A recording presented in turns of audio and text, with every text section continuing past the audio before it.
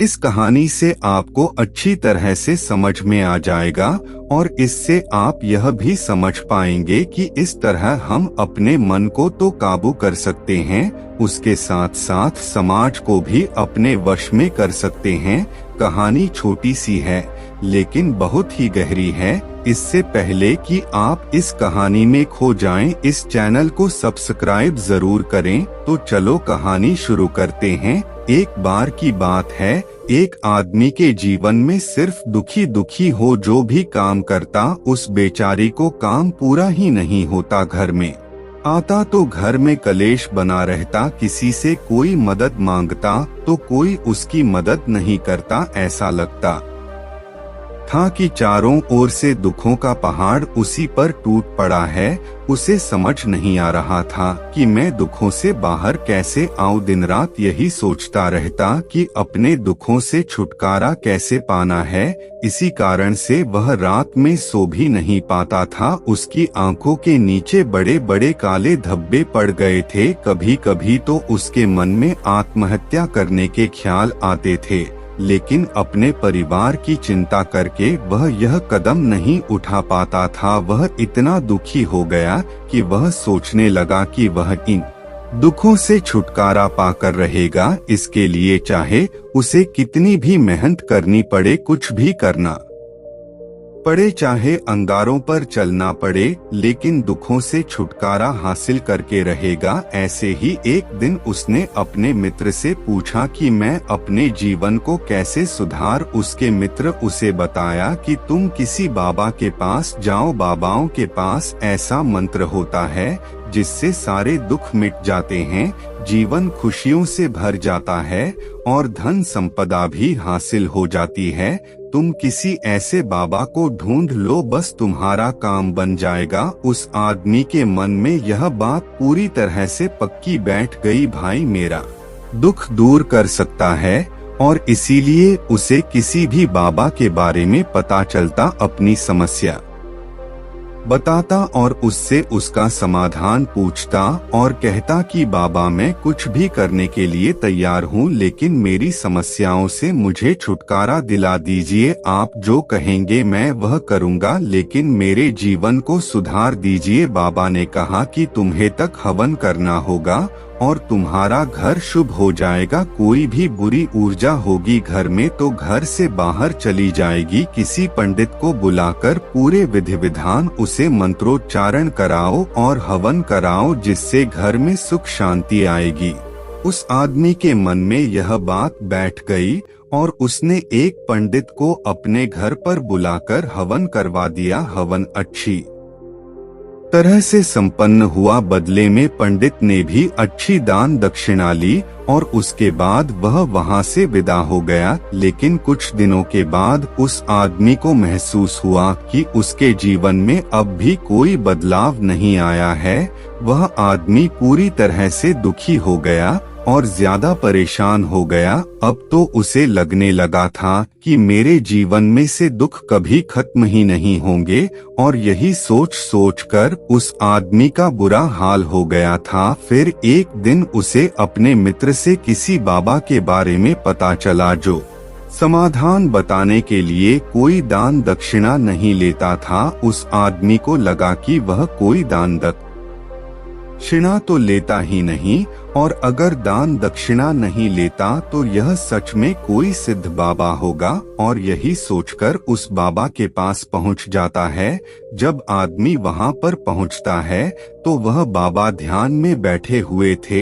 यह देखकर वह आदमी वहीं पर चुपचाप बैठकर ध्यान से बाहर आने का उनका इंतजार करने लगा। थोड़ी देर बाद बाबा ने आंखें खोली तो सामने एक दुखी और परेशान युवक को बैठे देखा। उसकी आंखों के नीचे काले घेरे देखते ही समझ गया कि आदमी अपने जीवन से कितना परेशान है। उसे संबोधित करते हुए बाबा ने पूछा कि बच्चा क्या चाहते हो, बाबा के पास या लेने आए हो? उस आदमी ने कहा कि बाबा जरूर सोना चाहिए, बैंक बैलेंस ज्यादा नहीं है आपके लिए तुम्हें क्या करूँ ने उसकी बात सुनकर कहा कि बचा दुख। बाबा ने कहा इंदौर आना, और याद रहे जुबान पर ही नहीं आना चाहिए, इस सिर्फ मन में 2 लाना है। यह सुनकर वह आदमी बोला बाबा बस इतनी सी बात, यह तो मैं चुटकी बजाकर कर लूँगा, लेकिन इससे होगा क्या? बाबा बोले कि इस मंत्र को करके देखो, वैसे भी तुमने इतने बाबाओं के मंत्र किए हैं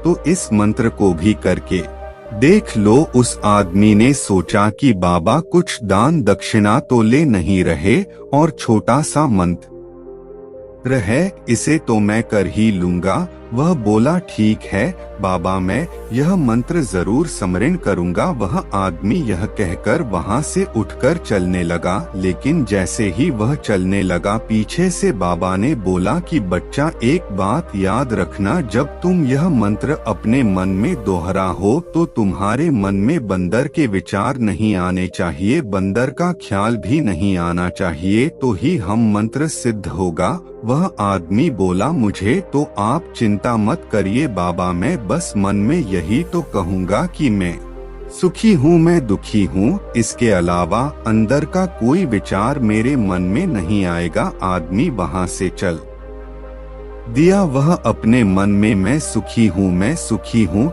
यह दोहराता हुआ थोड़ी दूर ही चला था कि उसके मन में अचानक बंदर का ख्याल आ गया। बंदर का ख्याल है, एक बार आया और चला भी गया, लेकिन उस आदमी ने सोचा कि आज तो तुम मुझे बंदर का कोई विचार नहीं आया, कि आज बंदर का विचार क्यों आ गया, और ऐसे करके उसने उस बंदर के विचार को पकड़ लिया। वही भूल गए क्या मंत्र दोहराना है, और वह बंदर के बारे में सोचने लगा। जब थोड़ी देर बाद उसे फिर से होश आया तो फिर से अपना वही मंत्र दोहराने लगा जो बाबा ने उसे बताया था, मैं सुखी हूँ, सुखी हूँ।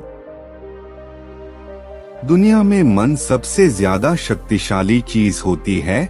अगर किसी चीज को तुम पूरे मन से चाह लो तो तुम उसे हासिल कर सकते हो। यह मैं नहीं कहता, यह सभी महापुरुषों का कहना है।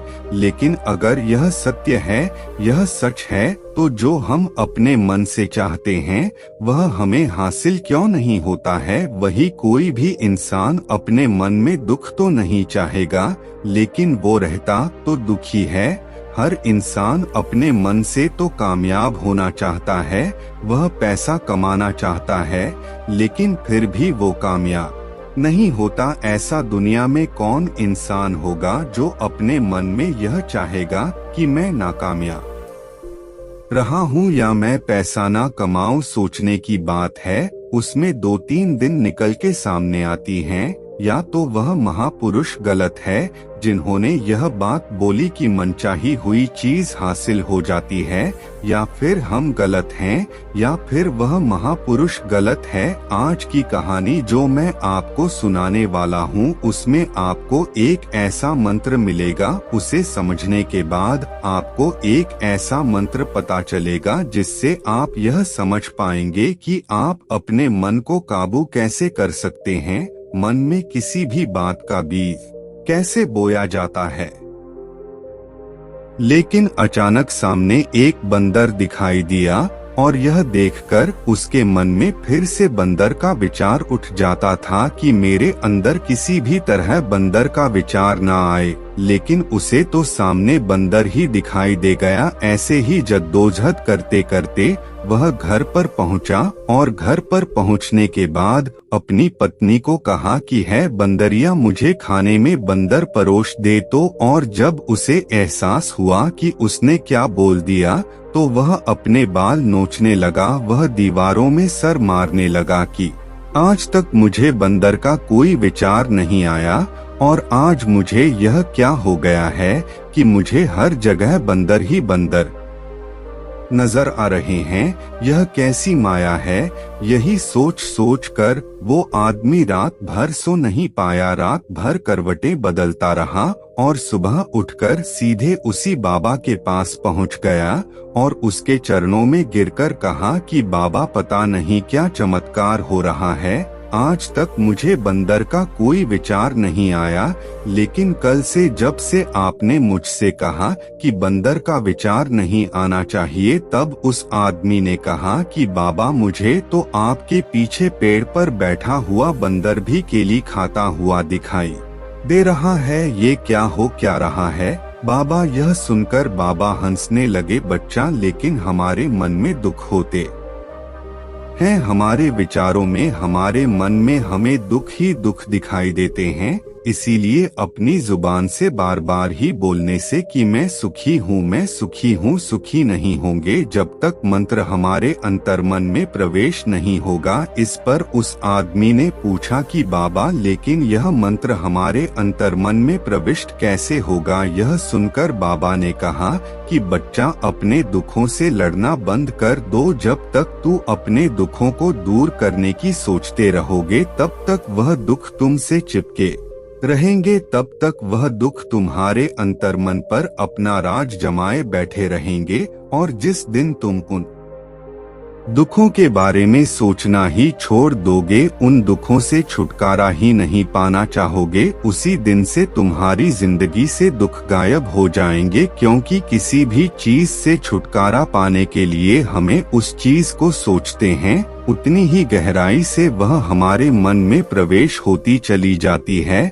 हम अधिकतर समय दुखों के बारे में ही सोचते हैं, हम यही सोचते हैं कि हमारे जीवन में दुख है और हमें इससे छुटकारा पाना है। इसी वजह से बार बार सोचने से वह दुख हमारे अंतर्मन में प्रविष्ट हो जाते हैं और हमें एहसास भी नहीं होता। इसीलिए अगर तुम दुखों से छुटकारा पाना चाहते हो तो दुखों से छुटकारा पाने के बारे में सोचना छोड़ दो, तुम्हें दुखों से छुटकारा मिल जाएगा। अक्सर आदमी धूम्रपान छोड़ना चाहता है, शराब छोड़ना चाहता है, सुबह अपने आप से वादा करता है कि मैं कोई भी गलत काम नहीं करूँगा, लेकिन शाम को जब लौटता है तो नशे में चूर होकर लूटता है। ऐसा क्यों होता है कि जो हम सोच रहे हैं वह पूरा कर ही नहीं पा रहे हैं। असल में हम उस चीज को बहुत ज्यादा तवज्जो दे रहे हैं, उस चीज को बहुत ज्यादा अहमियत दे रहे हैं। जब भी हम उस चीज को छोड़ने के बारे में सोचते हैं तो और ज्यादा बढ़ा देते हैं। हमारा मन उस चीज के बारे में जितना ज्यादा सोचेगा, शराब या धूम्रपान छोड़ने के बारे में जितना ज्यादा सोचेगा, हमारा मन उतना ही उस चीज के पीछे ज्यादा भागेगा। हमें उस चीज से लड़ना नहीं है, बल्कि बिना सोचे गुजर जाना है। और अगर इस मंत्र को हम समझ लेते हैं तो हम अपने जीवन में जो भी पाना चाहते हैं उसे अपने अंतर्मन में डाल सकते हैं, और एक बार वह लक्ष्य हमारे अंतर्मन में बैठ जाता है तो फिर सफलता पाने में कोई समस्या नहीं आती, कोई दिक्कत नहीं आती। तो दोस्तों, कैसी लगी आपको यह कहानी कमेंट सेक्शन में जरूर बताएं, और अच्छी लगी तो इस चैनल को सब्सक्राइब करना ना भूले। तो मिलते हैं अगली कहानी में, तब तक के लिए अपना ख्याल रखें।